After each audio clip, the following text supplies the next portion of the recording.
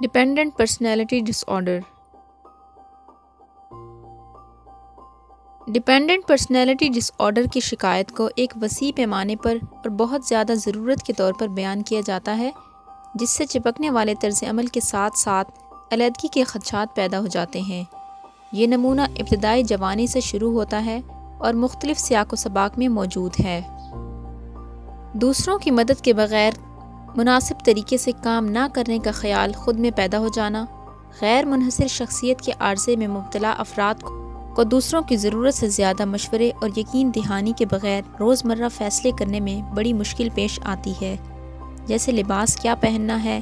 یہ افراد غیر فعال ہوتے ہیں اور دوسرے لوگوں، عام طور پر ایک دوسرا شخص، کو پہل کرنے اور اپنی زندگی کے بیشتر بڑے علاقوں کی ذمہ داری قبول کرنے کی اجازت دیتے ہیں۔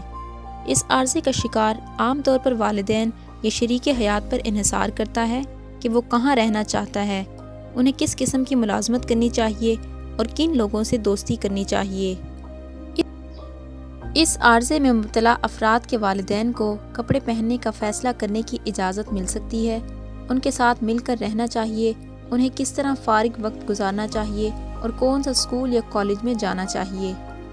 ذمہ داری کے حوالے سے کرنا اکثر مناسب درخواستوں سے بالاتر ہوتا ہے، جیسے بچوں، بوڑھوں اور معذور افراد کی مخصوص ضروریات۔ یہ افراد حمایت اور منظوری کے خواہاں ہیں اور اس وجہ سے رائے یا اختلاف رائے کا اظہار نہیں کر سکتے، خاص طور پر ان لوگوں کے ساتھ جن کا انحصار ہے۔ یہ افراد تنہا کام کرنے میں اتنا قاصر محسوس کرتے ہیں کہ وہ ان چیزوں سے اتفاق کریں گے جو انہیں غلط لگتا ہے، اس کی بجائے ان لوگوں کی مدد کھو دیتے ہیں جن کی مدد کے لیے وہ رہنما تلاش کرتے ہیں۔ اس عارضے میں مبتلا افراد کو پروجیکٹ شروع کرنا یا آزادانہ طور پر کام کرنا بہت مشکل لگتا ہے۔ ایسے افراد فیصلہ کرنے کی اپنی صلاحیت پر بھروسہ نہیں کرتے اور محسوس کرتے ہیں کہ دوسروں سے زیادہ پرسکون ہیں۔ DSM-5 کے مطابق جو سمپٹمز ایسے افراد میں پائے جاتے ہیں، ان میں دوسروں کی ضرورت سے زیادہ مشورہ اور یقین دہانی کے بغیر روزمرہ فیصلے کرنے میں دشواری پیش آتی ہے۔